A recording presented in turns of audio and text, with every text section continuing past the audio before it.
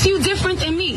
What makes me different than you? Yes. The fact that I've lived here for 20 Okay, and I live years over there, and I pay rent as well. I don't care if you pay rent. Okay, and I don't either. You're still on the yellow line as well. So are you. Okay, so what was your point in coming out and telling me anything about myself?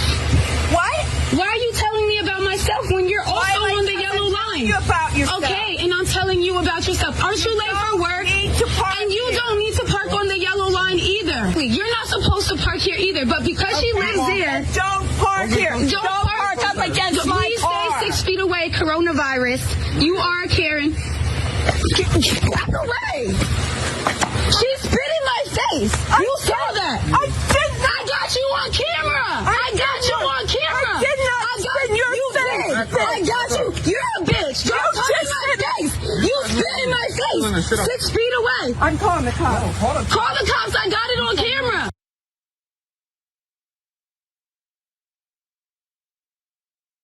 Put up the picture for a mask. Okay. Well, when you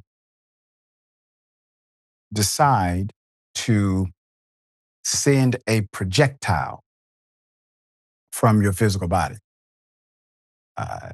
to another human being, that is unwanted physical contact. It is, in fact, statutorily a crime. It is an assault. Now, this Karen present in this particular story, well, you know, madam, I don't know your age, but I will say this. While reviewing your reaction, you went from a complaining adult to exhibiting significant inner child battle. And we all have it. I hope you have some folk in your family that can talk to you, madam. It's definitely time for an intervention.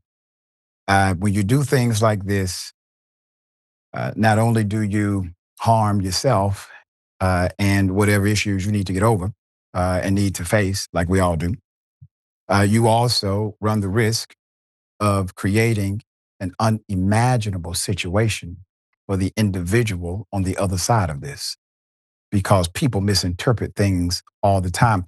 And when individuals intentionally manipulate aggression and violence, well, we've reported on the worst that can happen. All right. So once again, this is for your public service announcement, madam. This is a mirror, and hopefully somebody would have a talk with you. All right. Thoughts, dear brother?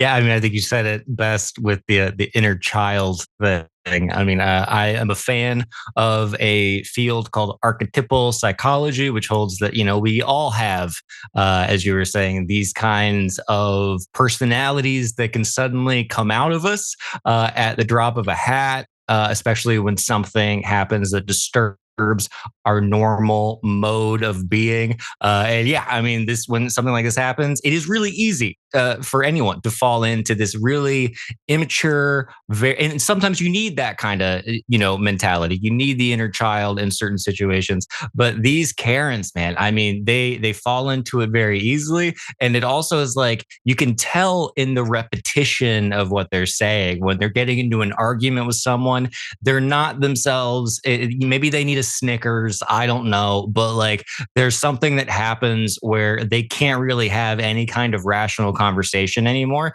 And we now have cameras and like smartphones where when this stuff gets recorded for the rest of their lives. We have it on record. And seeing these embarrassing moments, I think just speaks to the fact, like, you got to figure out how to tame and understand your inner child without letting it completely take you over and embarrass you for all of the world to see. So it is entertaining. And I do hope that someone talks to her and that she sits down with someone and tries to figure out what in her gets so easily triggered that this kind of immature mentality comes out so quickly.